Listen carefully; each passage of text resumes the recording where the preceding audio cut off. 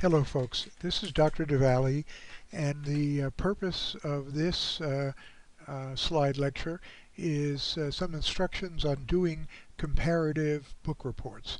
These are book reports where more than one book is involved. Usually it's two, but theoretically it could even be three or four. But generally you're comparing, reporting on and comparing two different books. Now, the books will vary by course and semester. This is a lecture that could apply to different courses. The following are just an example from one of my courses, but basically two books would be involved. In this example, one is a Return to Laughter, and the other one is The Parish Behind Guard's Back, and the students would have to write a report comparing these two books. The books in your section may be different than these. Now, start early and give the project enough time. I cannot emphasize this enough. This assignment involves a significant part of your grade. Depending on the course, it could be between 25 and 30% of your final grade. See the course syllabus for the specifics.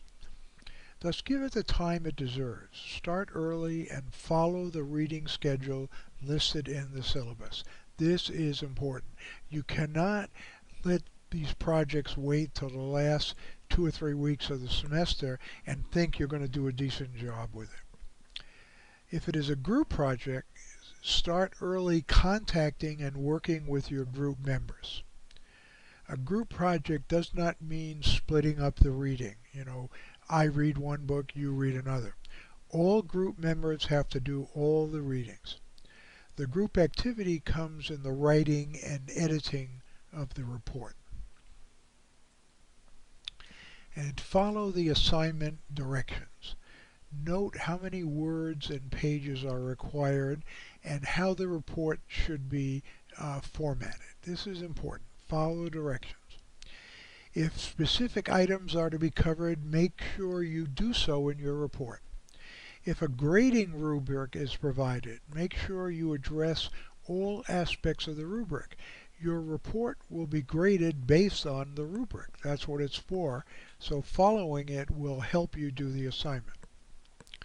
If it is a group project, you are asked to privately grade your partner's effort in the project, and do so honestly. This is not a time to go easy on your partner if she was a freeloader and did not do their share of the work. The instructor will not share your evaluation of your partner with anyone, so it is anonymous. So it's for your own sake to be honest in your evaluation. Now, the instructions for the report. Comparative reviews are typically more difficult to write than regular reviews. Instead of sizing the merits of one item, in this case one book, you're evaluating the details of two. You're pitting their qualities with industry expectations against one another. It is a tricky piece of writing to pursue, and one that you should carefully handle in order to guarantee the most ideal results. And I will provide a couple examples of comparative book reports by students from previous semesters. Okay. Now, comparative reviews can be simplified into three sections: an introduction, a body, and a conclusion. Where have you heard that before? It brings a couple of expectations not typically part of regular reviews, however, that you will need to meet in addition to these three parts. In the introduction, you will need to acquaint the reader with both items to be explored critically, detailing common elements and making a case for the comparison. Explain why you need to set one's merits against another, informing the reader of what they can expect to gain from such a project.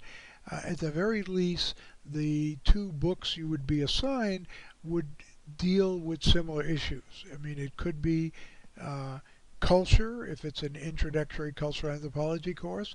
If it's a medical anthropology course, it could be to do with different aspects of the medical system. Now follow these 5 points. You'll find them very useful. Use a standard pre-reading exercise to help you start thinking about each book. Read the title, the back cover, the table of contents, look at any pictures or charts, and get a sense of what the book is about before you start reading it. Read each book taking notes as you read. Notes should focus on the author's thesis and arguments used to support it. In other words, what were the main issues that the author was talking about in the book. Use your notes to begin writing the report with an introduction that provides the titles and authors of each book, the number of pages and publisher, and then full bibliographic details. Write a synopsis of the first book. That's like a short summary. You should devote 1 paragraph each to an author's main points, followed by a summary of arguments that support those points. And then write a synopsis of the next book following the same format of the first book.